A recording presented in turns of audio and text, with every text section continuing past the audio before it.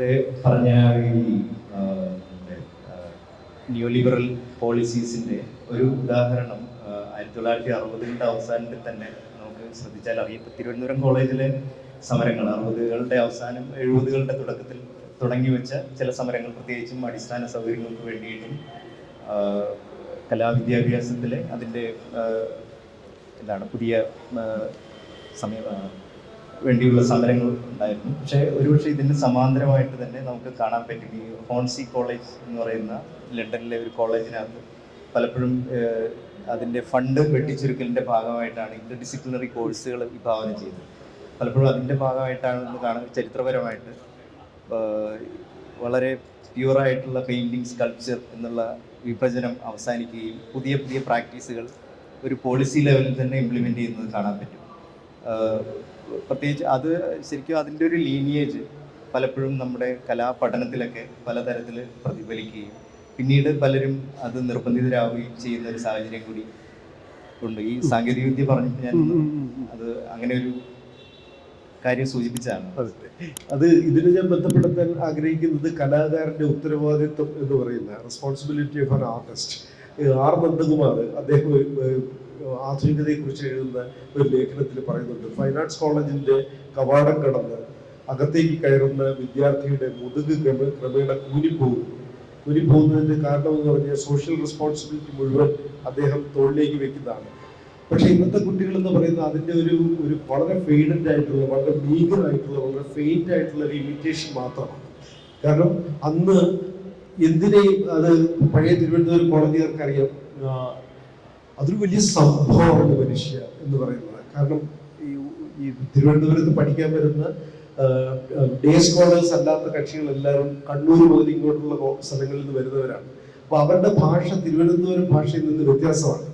അപ്പൊ തിരുവനന്തപുരം ഭാഷ കുറഞ്ഞ ഭാഷയാണ് എന്നുള്ളൊരു തോന്നൽ ക്രമേണ എല്ലാ കലാവിദ്യാർത്ഥികൾക്കും തോന്നിത്തുടങ്ങി ലോകത്തിലെ എല്ലാ കലാതത്വങ്ങളും സിദ്ധാന്തങ്ങളും ചരിത്രവും ഒക്കെ തന്നെ ഒരു വലിയ സംഭവനിഷ്ഠ എന്ന് പറയുന്ന ഒരു വാക്കിലേക്ക് കൊണ്ടുവരികയും ചെയ്തു. പക്ഷെ ആ ഒരൊറ്റ വാക്കിൽ പോലും ഈ പ്രപഞ്ചത്തിന്റെ മൊത്തം ഉത്തരവാദിത്തം ഏറ്റെടുക്കാനുള്ള ക്ഷമത ഈ കലാകാരന്മാർക്ക് ഉണ്ടാവുകയും ക്രമേണ അവരുടെ മുതുകുകൾ കൂടിപ്പോവുകയും ചെയ്യുന്നു. അപ്പോൾ ഈ പി ഭാസ്കരന്റെ കവിതയാണ് തോന്നുന്നു, തോടുകൾ കുനിഞ്ഞിട്ടുണ്ടവനും തൽജീവിത സ്വജീവിത നാളുകൾ തൽക്കണ്ടത്തിലേറിയ നുകം പേറി എന്ന് പറഞ്ഞിട്ട് സ്വന്തം ജീവിതം നൽകിയ നുകം കൊണ്ട് കുനിഞ്ഞുപോയി. പക്ഷെ ഇന്നത്തെ വിദ്യാർത്ഥികളാകട്ടെ by looks they look like artist. അവരുടെ എക്സ്റ്റീരിയോറിറ്റിയിൽ അവർ ആർട്ടിസ്റ്റുമാരാണെന്ന് തോന്നുന്നു. പക്ഷെ അവരുടെ മുതുകുകൾ കുനിഞ്ഞിട്ടില്ല. അവരുടെ നടുവ് കൂടുതൽ നിവരുകയും തല കൂടുതൽ ഉയരുകയും അതിലൂടെ അവർക്ക് ഒരു സ്വാഭിമാനം ഉണ്ടാവുകയും ചെയ്തിട്ടുണ്ട്. പക്ഷേ social responsibility minus independence and സ്വാഭിമാനം എന്ന് പറയുന്നത്, അല്ലെ സെൽഫ് പ്രൈഡ് എന്ന് പറയുന്നിടത്ത് അവർക്ക് സംഭവിക്കുന്നത് ഒരു അപജയം. അത് അവർ സമ്മതിക്കില്ല, പുതിയ കുട്ടികൾ സമ്മതിക്കാൻ സാധ്യതയില്ല. ഒരു അപജയം ഉണ്ടായിട്ടുണ്ടെങ്കിൽ അതിൻ്റെ ഒരു കാരണം എന്ന് പറയുന്നത് അവരുടെ ജീവിതത്തിൻ്റെ മറ്റ് സാധ്യതകൾ അവർക്ക് കലാരംഗത്തിന് പുറത്ത് കണ്ടെത്താൻ കഴിയുന്നു എന്നുള്ളതാണ്. അതായത് ഞാൻ കമേഴ്ഷ്യലൈസേഷൻ ഓഫ് ആർട്ട് എന്നല്ല പറയുന്നത്, മറിച്ച് മോണിറ്റൈസേഷൻ ഓഫ് ആർട്ട്. കലയെ ജീവിതോപാധിയാക്കാനുള്ള പല വഴികളും പല മേഖലകളും ഇന്നത്തെ വിദ്യാർത്ഥിയുടെ മുന്നിലുണ്ട്. അതുകൊണ്ട് സോഷ്യൽ റെസ്പോൺസിബിലിറ്റി എന്ന് ഉള്ള കാര്യം ഇൻഡിവിജ്വൽ റെസ്പോൺസിബിലിറ്റി എന്നുള്ളതിലേക്ക് ചുരുങ്ങുന്നതിൻ്റെ ഒരു ചെറിയ പ്രശ്നം അവിടെ കാണപ്പെടുന്നുണ്ട്.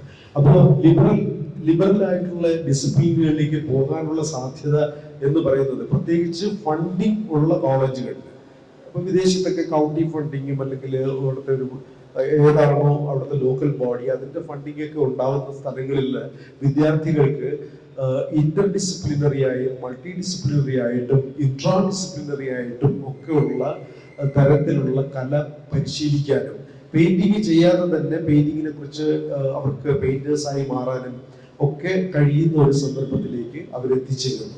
അതേസമയം ഇന്ത്യൻ സാഹചര്യത്തിൽ ഇന്നും നമ്മൾ സാമ്പ്രദായികമായി തന്നെ കല പരിശീലിക്കുന്നതിന് കാരണം അടിസ്ഥാനപരമായ സ്കില്ലിന്റെ ഉപയോഗം മാത്രമാണ് ആ കലയെ മോണിറ്റൈസ് ചെയ്യാനുള്ള ഏക ഉപാധി എന്ന് നമ്മൾ എവിടെയോ തിരിച്ചറിഞ്ഞത് കൊണ്ടാണ്. അത് നമ്മുടെ സോഷ്യോ എക്കണോമിക് സെറ്റപ്പുമായിട്ട് ബന്ധപ്പെട്ടിരിക്കുന്നു. ഇപ്പോൾ കേരളത്തിൽ ഇപ്പോൾ ഈ നമ്മുടെ ഫൈനാൻസ് എഡ്യൂക്കേഷൻ മാറുന്നതിനെ കുറിച്ചും പുതിയ സിലബസ് നിർമ്മിക്കുന്നതിനെ കുറിച്ചും ഒക്കെ ചർച്ചകൾ നടക്കുന്നുണ്ട്. അത് നമ്മളെ എങ്ങോട്ടേക്കാണ് കൊണ്ടുപോകുന്നതെന്ന് കാത്തിരുന്ന് കാണേണ്ടിയിരിക്കുന്നു. ഞാൻ അതിന്റെ കരട് രൂപം വായിച്ചു നോക്കി. 230ഓളം പേജുള്ള ശിവജി പണിക്കർ റിപ്പോർട്ട് ഞാൻ വായിച്ചു നോക്കിയപ്പോൾ അതില് മുന്നോട്ട് വയ്ക്കുന്ന പല ഈ ഡിസിപ്ലിൻസും, പുതിയ പോസ്റ്റ് ഗ്രാജുവേഷൻ ഡിസിപ്ലിൻസിന്റെ ഫീസിബിലിറ്റി ഇതുവരെ, ഇന്ത്യയുടെ അകത്തുള്ള ഫീസിബിലിറ്റി സ്റ്റഡീസ് ഇതുവരെ ഉണ്ടായിട്ടില്ല. മറ്റ് കോളേജുകളിൽ, മറ്റ് സർവകലാശാലകളിൽ എത്ര ഇടങ്ങളിൽ ഈ കോഴ്സുകളുണ്ട്, എത്ര വിദ്യാർത്ഥികൾ ഇതിനൊക്കെ ചേർന്നിട്ടുണ്ട്, എത്ര വിദ്യാർത്ഥികൾ അവിടുന്ന് പാസ് ഔട്ട് ആയിട്ടുണ്ട്, എത്ര വിദ്യാർത്ഥികൾ തൊഴിൽ മേഖലയിൽ പ്രവേശിച്ചിട്ടുണ്ട്. ഇത്തരം കാര്യങ്ങളെ കുറിച്ച് പഠിക്കാതെ കലാവിദ്യാഭ്യാസം, ബാല്യകാലത്തിലെ കലപഠനം, ഇങ്ങനെയുള്ള കാര്യങ്ങൾ പറഞ്ഞു നടക്കുന്ന ഈ പിന്നോട്ട് നോക്കുന്ന മനുഷ്യരായി നമ്മൾ ചുരുങ്ങാനുള്ള സാധ്യത ഈ അവസരത്തിൽ കൂടി വരികയാണ്. അപ്പം പറഞ്ഞതിന്റെ ബേസിക് ഡിഫറൻസ് എന്ന് പറഞ്ഞു കഴിഞ്ഞാൽ കലാകാരൻ എടുത്തിരുന്ന സാമൂഹിക ഉത്തരവാദിത്വവും ഇന്നത്തെ കലാകാരൻ എടുക്കുന്ന സാമൂഹിക ഉത്തരവാദിത്വവും തമ്മിൽ വലിയ ദൂരം സൃഷ്ടിക്കപ്പെട്ടു എന്നുള്ളതാണ്.